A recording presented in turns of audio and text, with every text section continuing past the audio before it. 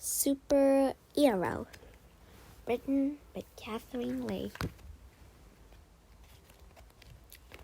Chapter 1. Huh? Kevin asked for the third time. What? I didn't hear you. That's because you are not listening to me again, complained Sarah. What are we listening to, Mara? asked Kevin, looking confused. I said you are not listening to me, Sarah shouted into Kevin's ears. Oh, whatever, muttered Kevin. Sarah sighed. That was the problem with Kevin. He never listened. Whenever anyone talked to him, he would respond in a ridiculous way. Now everyone thought this was odd because Kevin had such big floppy ears.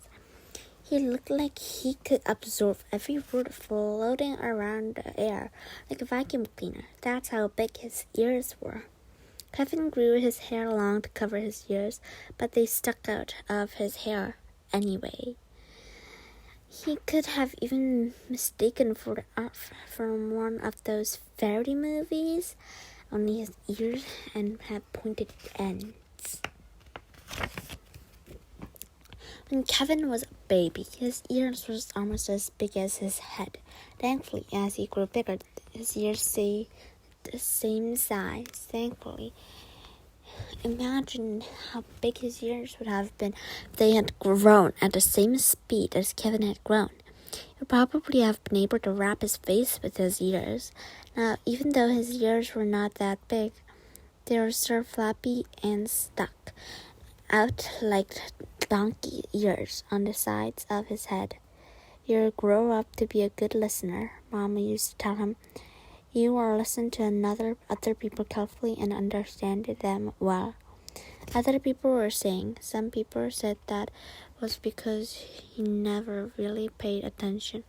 Some people said he had a hearing problem and simply couldn't hear them clearly. Either way, he had trouble communicating with other people. He would here and there. Even his teacher, Mr. Matthews, has almost given up on him. Kevin! It's your turn to read the next paragraph, Mr. Matthews would say patiently. A yogurt tea is near the passenger? Kevin would try to repeat what he heard in order to make sure he had heard it correctly. Never mind, Mr. Matthews would sigh and walk over and to point on a paragraph for Kevin. Kevin would start reading, and he read quite well. Actually, his grades are very good. It was just the listening part that he had trouble with. Kevin simply didn't listen well. Chapter 2. Whispers in the Wind. One day on his way back home from school, Kevin winced and pulled his jacket tightly. It was windy. He ducked his head into his jacket and continued to walk through the blowing wind. Suddenly, Kevin heard something like a whisper. He jerked his head up and looked around. There was no one there. He turned his head around and heard the whispers again. What's going on? He thought. The wind is talking to me. Kevin listened closely to what the whispers was saying. Then, to his amazement, the whisper got louder and clearer. Moreover, the whisper sounded like it was Mr. Matthews' voice. I should give them a pop quiz on the new vocabulary tomorrow, the whisper was saying. Let's see who's been reviewing. Oh, I love pop quizzes, said another voice. It sounded like Mrs. Harris, the science teacher. I just adore the surprised look on kids' faces. Kevin stood still in confusion. What was he hearing? He was nowhere near school. He crossed the street, walked down 2 blocks, and made a turn to his right. Couldn't even see the school building from where he was standing. Yet the voices definitely belonged to his teachers. Maybe I'm going crazy. He began to think, it's because of the spinach salad I had for lunch. I must be suffering from food poisoning. Kevin started running home. As he ran, he heard new voices. This time it was his mom who was talking to their neighbors, Mr. and Mrs. Brown. Kevin couldn't help but listen to their conversation. Mr. and Mrs. Brown were going away for a week. Kevin's mom was wishing them a safe trip. Now Kevin was really worried. He wondered what was in this spinach salad. He had learned that spinach is a source of iron, but was it good for hearing too?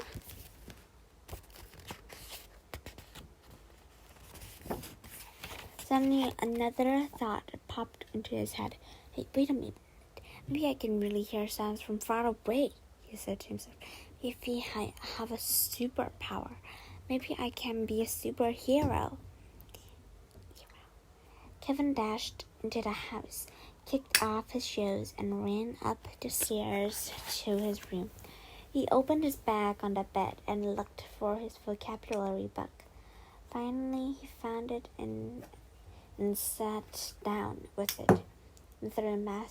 Matthews had said he was going to give a pop quiz on the new vocabulary. Kevin decided to study the 20 new words. If Mr. Matthews gave his class a pop quiz the next day, then Kevin would know for sure that he had a super hearing power. Chapter 3. Pop quiz for real. Next morning, Kevin arrived at school a few minutes early. He sat at the desk and had one more look at his vocabulary books. Hey, what are you doing? Sarah asked, looking at Kevin's desk. What are you studying for? Huh? Kevin looked at watery shoes? Sarah just shook her head and sat in her seat next to him. She stared at him, fussing over the vocabulary book. She sure was sitting next to a strange boy. Soon Mr. Matthews walked into the classroom. He had a mysterious grin on his face.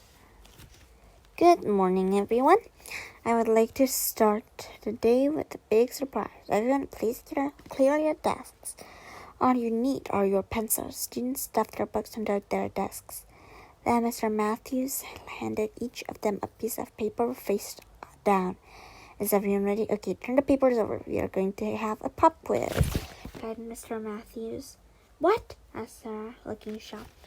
A quiz? Asked another student. Oh no! Protested a boy who was sitting at the back of the class.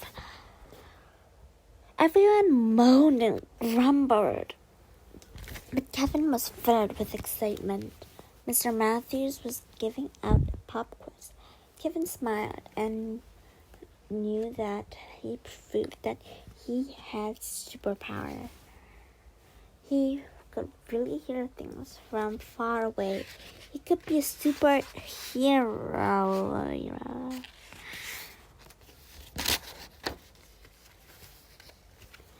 Mr. Matthews called out the first word, amazement. The class was silent. He repeated the word once more. Then he said the next word, obviously. There were some moans from the class, but Kevin was smiling. Mr. Matthews then said the next word and the next until he had stated all 20 words. After the test, everyone looked exhausted, except for Kevin. He looked super relaxed. Mr. Matthews collected the quizzes and marked them. Kevin, Mr. Matthews scored. You got a perfect score. Congratulations. Mr. Matthews gave Kevin 2 thumbs up. Everyone applauded in amazement. Kevin looked around with pride. Of course he got a perfect score, because he had studied for the pop quiz. But this doesn't matter. What mattered was that he knew the quiz was coming. His mind was already full of adventures he could have. Lucky you. You were studying right before the quiz, muttered Sarah. Huh? And Kevin. Never mind, said Sarah, turning away. Chapter 4, Superpowers. After that day, everything was like magic to Kevin. Hearing things was fun. Listening was much more fun. He learned to concentrate harder so that he could hear sounds farther away. As Kevin practiced his super hearing power, he found new ways to benefit. At lunchtime, he knew exactly when to go into the cafeteria and get the freshest spinach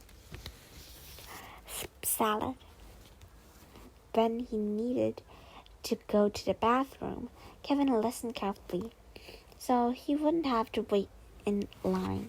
At home, he could watch TV with the volume almost completely turned down, so his mom would think he was studying instead. The best part was taking the test. Kevin already knew what would be on the test because teachers had serious discussions before making the test questions. As a result, Kevin didn't have to study everything. He simply studied exactly what he knew would be on the test. Kevin was enjoying his superhero power so much that his dream of being a superhero began to slip away. He was busy using the power for himself. Sometimes Kevin heard bullies bullying little kids in the alley blocks away. He simply walked around the block so that he wouldn't bump into the bullies. He heard cries of help, but he didn't want to get into trouble. He knew that real superheroes wouldn't fly over and save the poor kids from bad guys, but he wasn't ready for that yet. He didn't have flying powers, right? Didn't have super punching powers either. No one would blame him for ignoring the kids. When I'm older, thought Kevin, I'll be a superhero. I'll be ready to fight bad guys then. Right now, I'm not strong enough to save other people. I have to save myself first. Then he just walked away. Chapter 5, Burglary.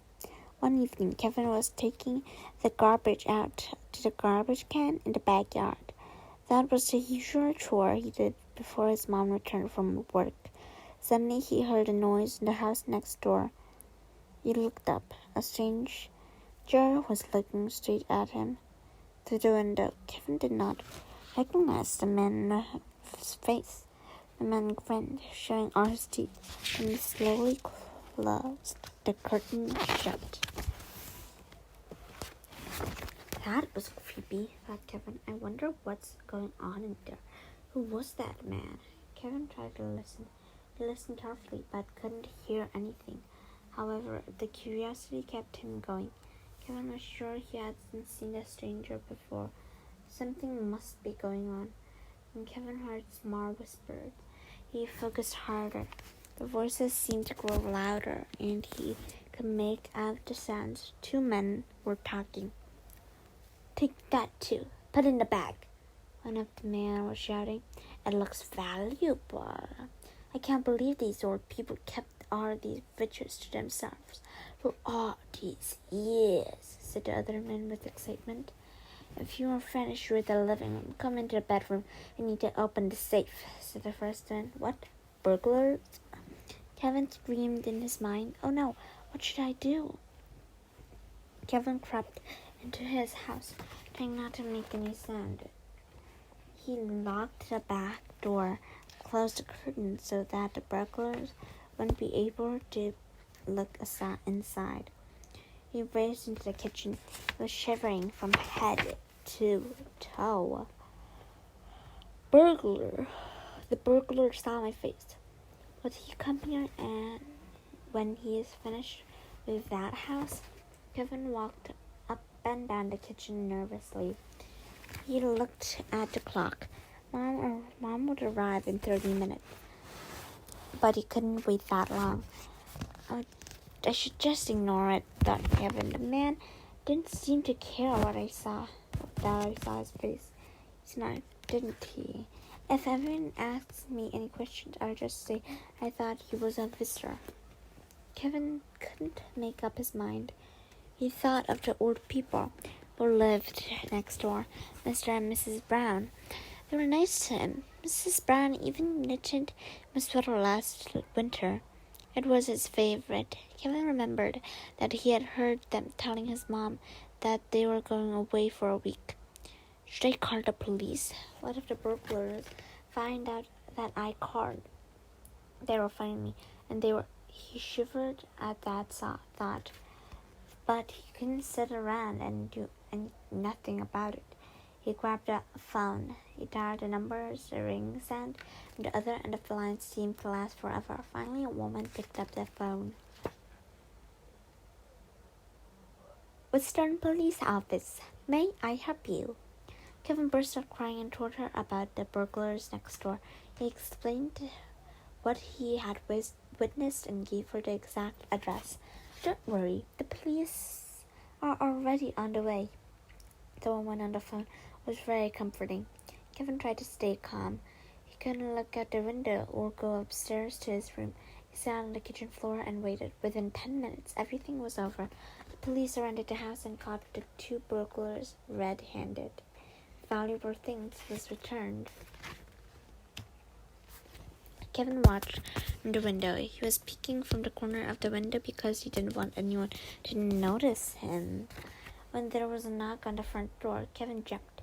He peered through the curtains and was relieved to see a police officer. The officer assured Kevin that everything was under control and that nothing would happen to him. The burglars were taken away and he was safe. The officer also thanked him for being brave enough to call the police. It was the right thing to do. Kevin had saved the day. Chapter 6. A Hero at Last. The next day, the whole school was excited to welcome Kevin, the hero who helped the police catch the burglars. Everyone patted Kevin on the back. Kevin felt good. The story is in the morning newspaper. I'm so impressed, Sarah said with a smile. Why, thank you, replied Kevin. Hey, did you just say thank you? No, huh? Can you understand what I'm saying too? Asked Sarah in amazement. I guess so, said Kevin. Yeah, I can understand everything you say. While you were listening, I've really improved. Sarah smiled. After that, Kevin could listen to sounds near and far. All he had to do was pay attention. As long as he focused, he could hear anything. Mr. Matthews was relieved that he didn't have to shout at Kevin anymore. Sarah was glad to have a normal classmate. Kevin didn't seem so ridiculous now that he understood her clearly. Everyone at school was happy for Kevin. His hearing problems was solved, and he was a good listener now. Of course, no one knew that Kevin had a superpower. He was going to keep it a secret. Who knows? Maybe the super hearing power would come in handy again. Maybe he would have used this power to find other bad guys. From that day on, whenever Kevin heard a kid being bullied, he knew exactly what to do. Rather than facing the situation by himself, he always called for help. He didn't need to be older or stronger to do the right thing. He was a young and brave superhero, or you could say a super earo. While helping kids in trouble, our superhero pays special attention to what his teachers were saying. You never know when the next pop quiz is going to be.